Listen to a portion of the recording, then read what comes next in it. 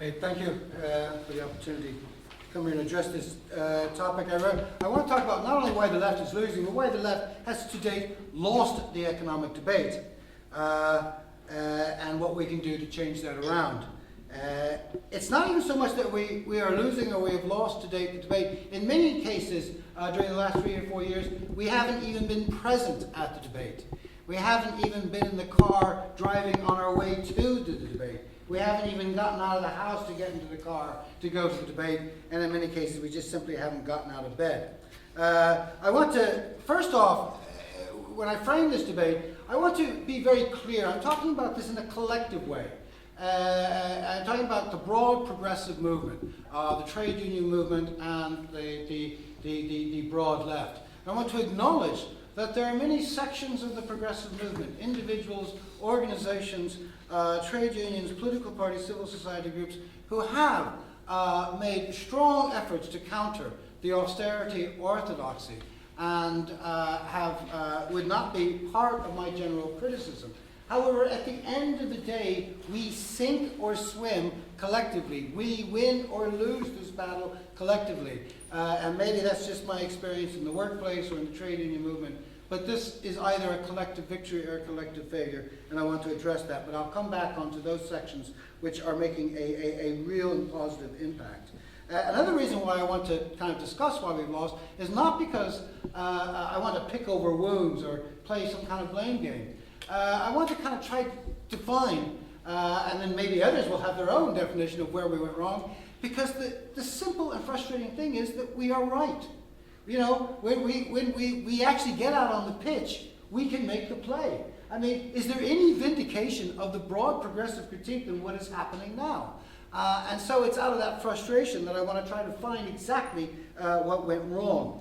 I think, I don't want to spend too much time on it, but you know, it's not as if somehow we were winning up to the crisis and all of a sudden we started losing. I think the roots of our problem lay long before that. And I think that they are complex and varied as to, you know, there's been, you know, a lot of discussion as to the decline and growing irrelevancy of social democracy or the trade union movement over the last 20 years throughout Europe. Some source it at the fall of the first Mitterrand left unity government, others with the Berlin Wall, others with the deregulation and eventual hegemonization of finance capital. I think these are all part of the answer. I just want to you know, focus this particularly on the debate in Ireland, because it is clear that by the 1990s, the broad left and the trade union movement stopped talking about a productive economy.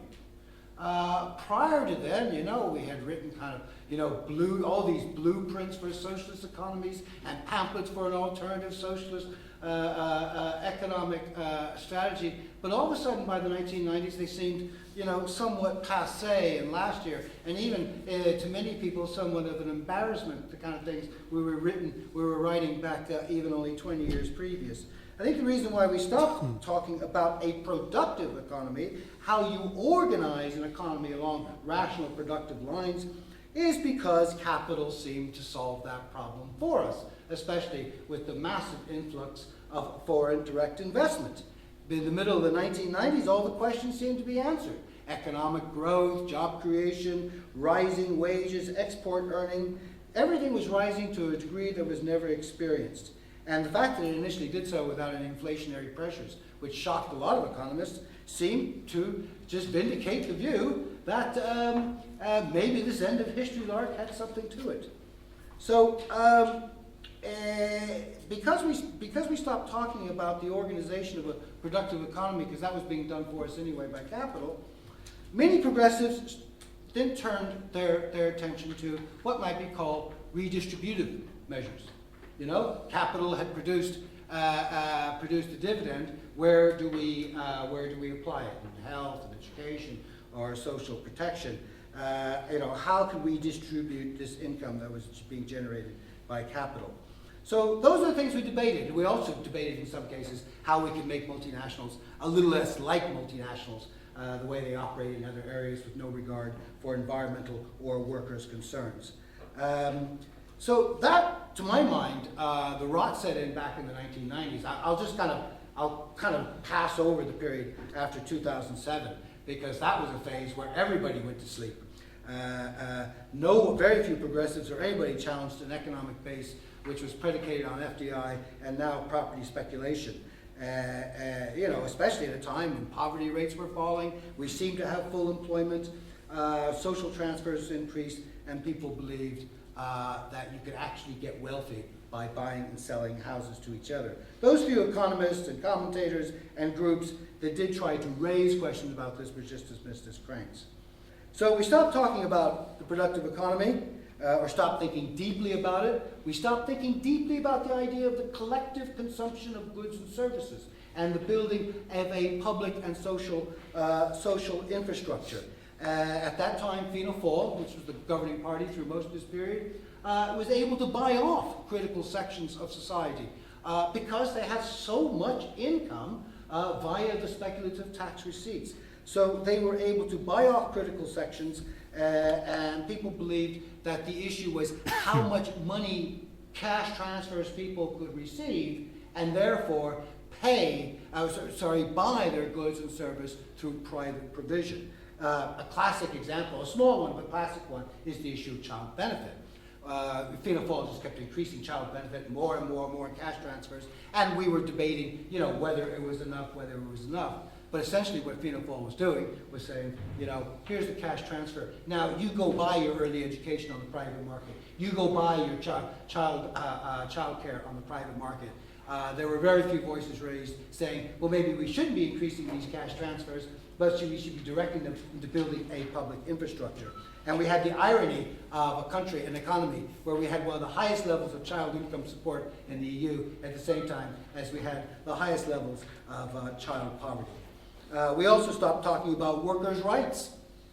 We stopped talking about workers, working class, even class politics. The reason we stopped talking about relations in the workplace, labor rights, collective bargaining. Why? Because we were all middle class. And middle classes don't need collective bargaining. Middle classes don't need to talk about relations in the workplace. The middle classes just need money, cars, and property.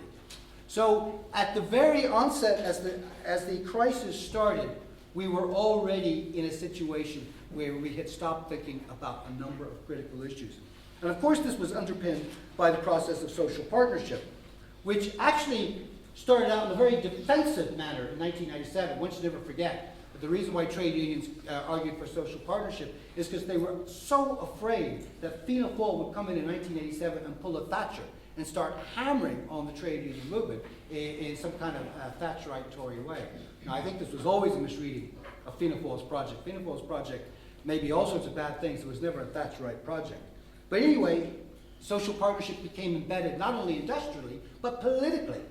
At the end of the day, there's a lot of people who supported partnership and opposed partnership, and they vested in partnership something that wasn't there.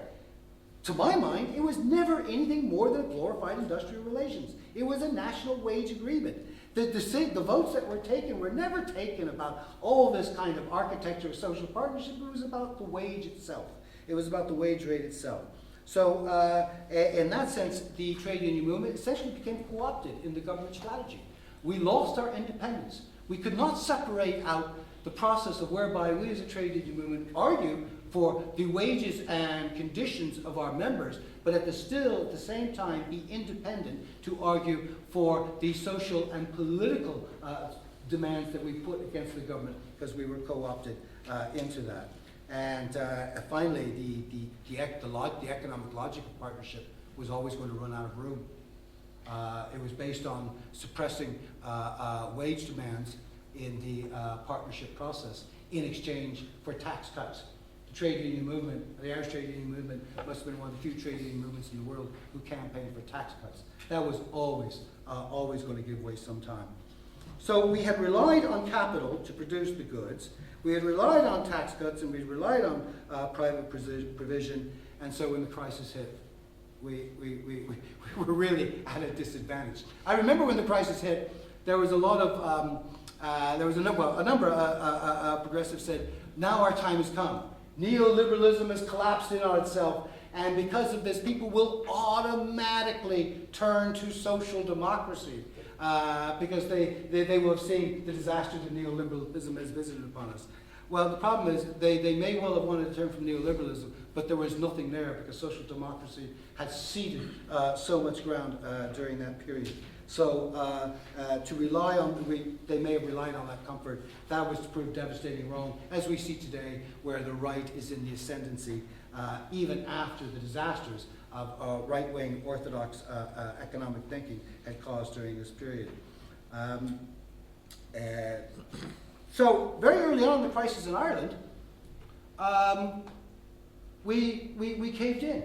I can't think of a better word. Certainly in 2008, the trade union movement called for a counter-cyclical program, job creation and all that, quite rightly. Even then, the Labour Party called for a stimulus package. Never quite sure what the details were, but that's okay. Once you get the principle down, you can always work out the details, so that was no problem. But by early 2009, that had all turned around. Early 2009, the trade union movement signed a strategic framework document which committed itself to supporting government austerity measures and fiscal contraction. And by the time the April supplementary budget came along in 2009, the Labour Party had committed itself to fiscal contraction. In one sense, it's not surprising, because if you had entrusted capital to provide the dividend during the good period, well, what do you think is going to happen when all of a sudden capital goes through a problem and they don't have a dividend? Well, you've got nothing really to argue over the distribution, and in fact, you've ceded so much ground to the way they organized the economy. It'd be hard to fight them then at the very moment of recession. So the economics of on-board SNP prevailed. The idea of spending cuts as a way of saving public finances and saving the economy took precedence, even though it was clear that it was the recession itself that was undermining public finances. We fumbled the issue of the deficit. The left was put on the back foot in the deficit. We allowed ourselves to be painted into a corner by the austerity orthodoxy, who painted us soft on the deficit and soft on borrowing. This is despite the fact that, as we all know, austerity doesn't repair public finances, they undermine it, because they undermine the very foundations upon which we can get out of deficits and debts, and that's through an economy that is growing, through employment generation, increasing tax revenue, and the reduction of unemployment costs. And also, what was so frustrating, in 2009, Ireland, of all the EU countries, we had the biggest counter-cyclical war chest available to us. We had the biggest source of funding for an anti-austerity stimulus program of any other EU country. We had between 40 and 50 billion euros in our back pocket through pension fund assets and cash balances, nearly a third of our GDP. At the very moment the orthodox economists were saying we were broke, we had 50 billion there to launch an austerity program to repair public finances and reduce the extent and the duration of the recession, and so get us out of it and back to economic growth faster. So with the broad left and the trade union movement in retreat, the civil society groups again were put under pressure, and throughout 2009, 2010, we heard this thing, and I don't blame civil society groups. When the larger progressive formations have gone to ground, civil society groups have to try to defend where they can, and they would make the argument, yes, we accept the need for cuts, but please don't cut here, cut somewhere else. And so there was a breakdown of solidarity among progressive forces in trying to put up a front against austerity. So just as we had become redistributionists during the good times, we'd become redistributionists during the bad times. We accepted the need for austerity, but we said, yeah, but what we want is fairness. We kind of used the word slogan, fairness. I must admit this really, I didn't like the word fairness. I didn't think it went to the heart of the problem. The problem was not that government policy was fair or unfair. The fact is the government policy was wrong. It was wrong because it degraded economic growth, degraded our public finances, degraded society, and those were the very things that were bringing about a worsening of the crisis. So we accepted the parameters of the debate. We accepted that it was either a matter of spending cuts or tax increases. We never talked about growth. We never talked about investment as a means of repairing public finances and as a means of economic growth and getting us through the crisis. So we were put on the back foot, even though we had the resources. We failed either through a lack of imagination or through intellectual atrophy to argue an alternative, and we accepted that fiscal retrenchment was inevitable, only debating the details. Now, I want to say this austerity is a gateway issue. It's not just about spending cuts and tax increases, because it opened up attacks on huge swathes in the public realm. I mean, what was the first thing that people went after? Public sector pay, public sector numbers, the overpaid, underworked, gold-plated pension, public sector workers who worked only 6 hours a day, and most of that time was spent, surfing the net to see what kind of exotic locations they would go to in their early retirement. This was a daily mantra in the media, and we failed to challenge it. We failed to challenge the facts of the debate. They opened up attacks on wages in the private sector. We failed to challenge it and still failed to challenge those assertions. They opened up attack on public provision. They said the state was not competent to pursue an investment strategy. The state was not competent to provide education or health or pensions. And therefore, we will find ourselves in years ahead trying to hold what little ground we have in terms of the idea of the concept of public goods. We found it difficult to find our way back to the simple proposition that a popular democratic state could lead us out of recession, because we stopped talking about what that looked like. How much time do I have left? 5 minutes. Oh, okay. Well, I'm then now going to get to the good part. I was going to talk about how we also failed to talk about the banking crisis. If you think we failed, 10 minutes. 10 minutes, okay. If you think we failed to talk about the fiscal crisis, the banking crisis was a walking disaster. I actually don't know. I actually know what certain progressives say about the banking crisis. I don't know what the collective progressive response, the analysis response to prescription is to the banking crisis. All I know is that we fell into a similar trap as many on the right. And that is, especially with Fianna Fáil, when they were setting up NAMA and all this, they said that all we have to do is somehow find a way to repair the banks, and then they can return to going back what they always did prior to the recession, and that is to contribute to the productive economy. Now, I'm sorry, I must have missed a meeting somewhere along the line, but I think if you read through Irish economic history, you will never find the banks as having been a contributor to or partner with the productive economy. In one sense, we were spending billions and billions of euros to restore a sector that was never part of a productive economy, of an economy which prioritized the productions of goods and services that people wanted to buy both here and abroad. So we zigzagged through all sorts of demands: renationalization, we attacked bondholder debt, we attacked recapitalization, but at no time did we ground our critique, collectively I should say, ground our critique in an historical understanding of finance capital here. And now we face into the fiscal treaty. Really, this should have been a no-brainer. The idea that you enshrine austerity into your constitution, bad enough that you pursue it as policy, but when you put it not only in the Constitution of Ireland, but in the Constitution or basic laws of all the other European countries, this should have been something that should have united the broad left and the trade union movement. But sure enough, we have managed to once again become divided over this issue. So the surprising thing is that progressives, it's not surprising that we've made so little impact on the debate so far. It would have been surprising if we had. But I don't want to sound pessimistic, because I think that first I just want to outline some certain points and some certain groups and organizations that are starting to make a difference, and then just sum up. But there are just 3 or 4 areas I think that we have to focus on in our work. The first area is we must return to and take on the right in the debate on macroeconomics. And specifically what I mean by that is to attack austerity itself. You do not compromise with it, you do not cohabit with it, you do not negotiate with it, you analyze it in order to defeat it. And in this sense, we should be arguing not for any type of fiscal contractionary policy, but for fiscal expansionary policies. The government wants to contract the economy over 8 billion euros over the next 3 years. It will probably be double that over the fiscal treaty.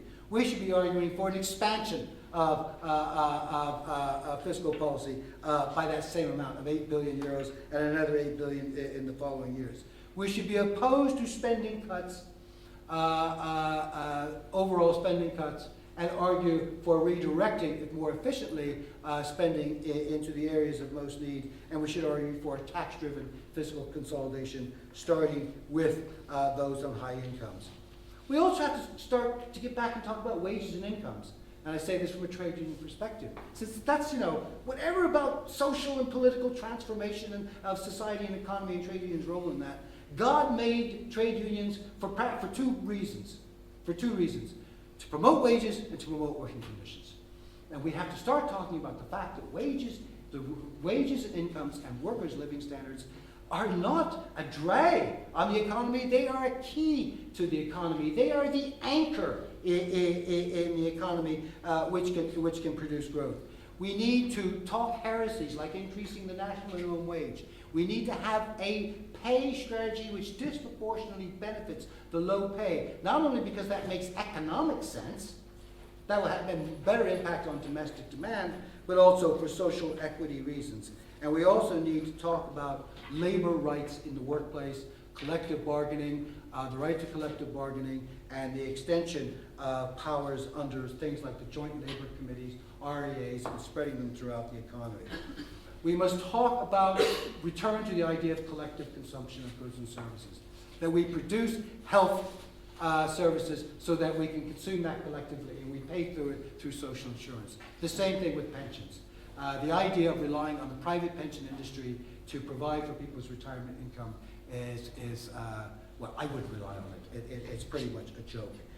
We need to talk about the public realm as the way that we can satisfy these needs for services and to remove uncertainty in our lives. The state can't necessarily provide everything for us, but it certainly can set a foundation. No matter what happens, we will get free health care and the best health care. No matter what happens to us in our circumstances, our children will have free education from pre-primary to university, and there will not be a cost on the household. And no matter what happens, everyone will have a right to an adequate living standard in retirement. That is about avoiding uncertainty. And within that, we have to start talking about public expenditure reform. I might get into that when we, the whole crow parking and all that, get into that in discussion. But lastly, we have to start talking about economic democracy. And we have to, trade unions especially, and the broad left, has to actually start talking about what makes an enterprise successful. What do we want out of an enterprise? We talk a lot about the public sector, good. We talk a lot about investment, it's good. At the end of the day, most workers are going to be working in private businesses. So we should be talking about those private businesses. I find it a joke when representatives from IBEC and ISME get up and talk about what's good for Irish business. Irish business, we are not a nation of exporters. We are not an exporting nation. We are a nation that services foreign exports in an enclave economy. We have one of the most degraded indigenous enterprise bases of any country in Europe. The idea that these people have been allowed to talk unchallenged about what's good for Irish business must stop. We should have our own ideas about what makes a productive business, a high road business, an inclusive business, and a business that works together on the basis of principles of economic and social equity. This is not necessarily a radical program, a social program, but it is a progressive one. And there is good news. While I have criticized the broad left and its inability to take on the right, there have been organizations that are increasing their ability to do so and giving leadership in this regard. For instance, Sinn Féin. I'm not a member of Sinn Féin, but Sinn Féin has shown over the last 2 or 3 or 4 years to produce excellent work in the area of economic policy. The trade union movement, the ITU, has set up the Nevin Economic Research Institute. I urge everyone to go on to their website. Director is Tom Healy. In fact, they're having a seminar today in Dublin, which I have to return to, on the idea of an alternative expansionary policy called the Plan B. And they are now doing a lot of the work. They're starting to do the work that the trade union movement should have been doing years ago, but at least we're starting now. You have groups like Taft, who are becoming more part of the public debate over economic policy. And indeed, just recently, in the last few days, we've had Mandate, TWU, and Unite coming out full square against the fiscal treaty, which shows signs that there are very strong elements of the trade union movement that want to challenge the austerity orthodoxy. And even in the Labour Party, and I know some people say, well, why are you talking about the Labour Party if you're talking about the left? Well, I'm not sectarian. I mean, if we're going to ever have a left-led government, I'm sorry, Labour's going to be part of that, whether you like it or not. That's just the way history, that's just the way history deals these cards. But even during the last conference, this wasn't reported in the media, but during the session on economic motions, it was very clear that there was a very articulate expression of dissatisfaction and opposition, and in some cases the leadership was defeated on motions because there was a feeling among Labour delegates that this is not the proper strategy, that the strategy that the government is pursuing is too much dominated by Fine Gael and right-wing orthodoxy, and demanding that the Labour Party put forward much the same things that I've talked about here: investment, stop public spending cuts, and increase taxes on those on high incomes. So just finally I'll leave with this: what we have to do is go beyond where we happen to be in a particular union or a particular party or a particular group. By the way, I forgot to mention as well, I'm sorry, an important civil society group initiative, Anglo Not Our Debt, where a number of civil society groups, including trade unions, came together to challenge on this particular issue. So you can see how broad-based this is. What we have to do at all times is build unity. Unity is never easy at the best of times. When we're divided between government and opposition, we're divided over things like the fiscal treaty, we're divided in our response to austerity, it's very hard, especially in a recession, when the working class is put on the back foot by capital. It's never easy to argue for unity. But that is the only way we can develop. And that is not necessarily a unity because we all think the same way, we all have the same prescriptions. But it's a unity which, the greatest American president, Franklin Delano Roosevelt, said, there are many ways of going forward, there is only one way to stand still. And in that respect, I think because of these developments, we should be optimistic. But it first starts in building an anti-austerity alliance. Thanks very much.